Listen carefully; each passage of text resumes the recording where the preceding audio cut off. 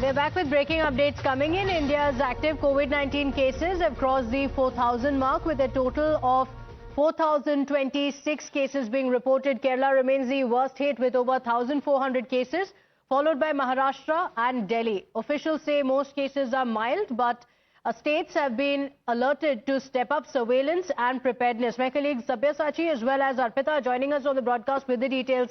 Sabyasachi, there is some fear over the COVID cases increasing, especially considering now schools will be opening up as well. What are the details of the measures that are being taken by the government? Well, that's right. See, here in the national capital, Delhi is the third worst hit state currently after Kerala and Maharashtra. And at this particular time, extra vigilance are being maintained by the Delhi government. As you were rightly pointed out, the schools are going to open. And at this particular time, heavy precautions need to be taken at different public and private schools as well as in different public spaces. In fact, the Delhi government has also directed the Delhi government-run hospitals to increase the number of COVID beds in the national capital and to make sure that all the necessary arrangements are there in place, like oxygen supply and other equipments which are extremely crucial at this particular time because so far around 5 people have been reported to die because of this COVID variant, and that is the reason why the Delhi government is maintaining extra precaution at this particular time.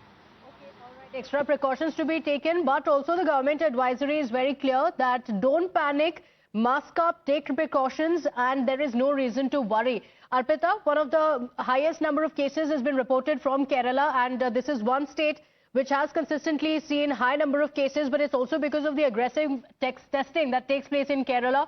What are the details of the measures being taken by Kerala, especially considering it sees a lot of footfall from people outside the country and also going to different parts of the country?